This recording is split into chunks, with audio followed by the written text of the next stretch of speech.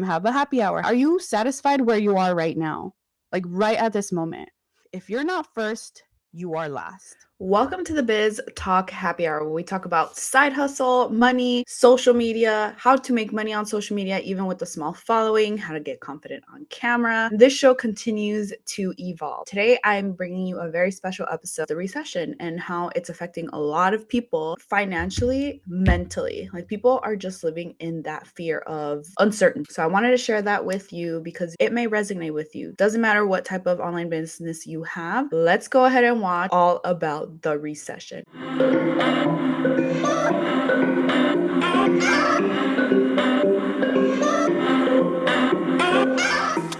Not uncommon. Your business partners, your downline are not equipped to make a shift. I've seen a few ups and downs. So many people in the housing market. My husband does real estate, and you feel that fear, but in reality, there's still a lot of people that want to buy homes, but they're scared. They have this emotional attachment to it. It's emotional. It's more difficult to close the sale because that person doesn't have that same circumstance. And the fact that it's summer doesn't really help. It's summer and kids are out of school and moms are trying to literally keep it together. That doesn't help that economic contraction. People are just chilling. When the market changes, usually the belts tighten, okay? Weaknesses come out. Maybe it's our personal weakness. Maybe it's our team weakness. Maybe it's our systems. Grant Cardone say this. He is a real estate investor. And he said, if you're not first, you are last. Who is even thinking about you? On your block, are you the shampoo girl? Are you that network marketing girl? Are you the girl that people know? She sells that growth stuff. She is the one that will help me with my frizzy hair. Just think about that. You want to be like the one and position yourself even with a down economy. You don't have to rely on the economy if you're first. When downtimes come, this is what happens. First, denial, like, no way, this isn't happening. There's no recession. Then you move into the anger, like, well, why is there a recession? We just got out of COVID. The resentment, like, my team isn't doing it for me. That's why I got demoted. Then you want to give up.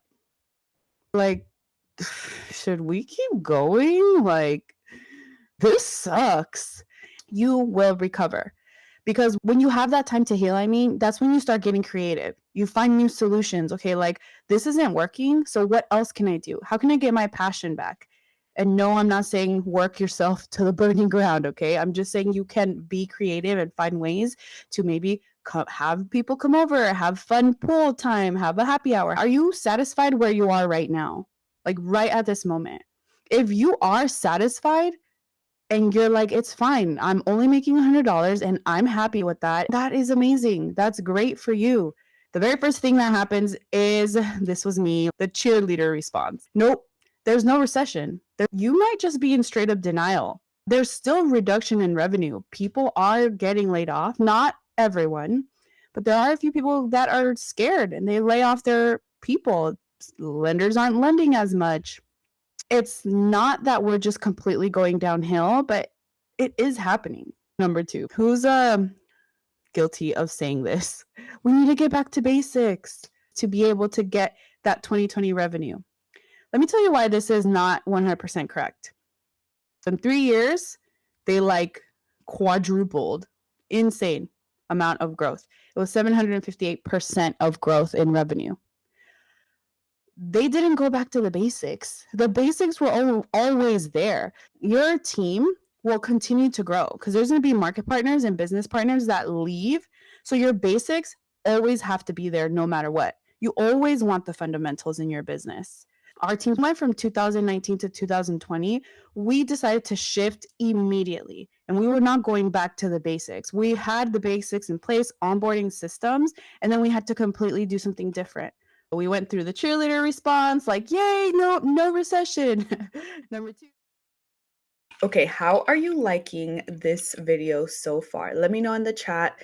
Don't forget to subscribe so you do not miss another Biz Talk Happy Hour every single Thursday. And before I continue to take a look at how I edit this video, you're like me, you're not tech savvy, and you are probably busy. So I personally use Descript. It's one of my favorite ways where you highlight whatever word or phrase that you don't want, delete it, and the video automatically shortens, wherever it is that you want. Freaking game changer. Descript is going to be for you. I'll leave the link in the description below. Okay, let's get back to the video.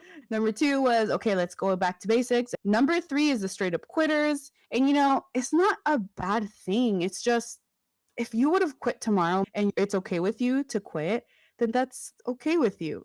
But we're talking about you're quitting because you really just like out of desperation and you're just like, oh my God, I'm crushed financially. I just cannot do this.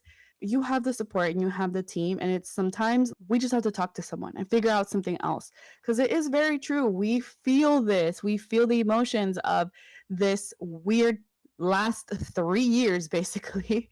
And it doesn't have to constantly be moving to the next thing. If this company didn't work, I'm going to go to the next company. I'm going to try this other business. Like, just wait. Get good at this first. And the very last one, Grant Cardone calls advance and conquer.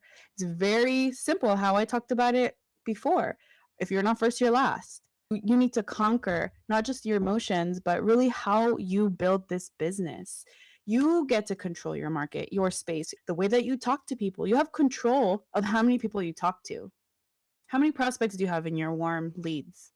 Let's talk a little bit about failing. A lot of us have been wanting to quit lately. It's a normal feeling. It's not good or bad. It's just a human feeling.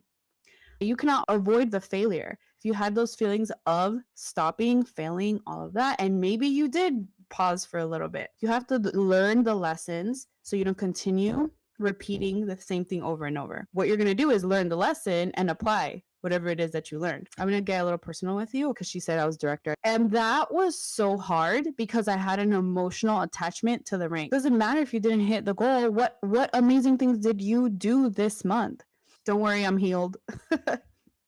Maybe not all the way mentally, but with this specific thing, I had to do a lot of internal work all basically throughout May and June for me to be able to let go because it was freaking hard. Focus on who can you help? What is it that you want from this business? Who can you help? We're doing a disservice if we don't share this. And I know you've heard this before. Your attitude toward failure determines your altitude after failure. Maybe you have felt like you failed. That's okay. What are we going to do to continue elevating our business, our life, our friendships around us, our relationships? This information I got it from 2 books. One of them is Grant Cardone and John Maxwell. Anyways, if these type of calls or if these type of videos is something that you want to continue seeing, expand a little bit more of my mindset library on this channel, let me know in the comments. Don't forget to subscribe so you don't miss a video just like this, and I'll see you in the next video.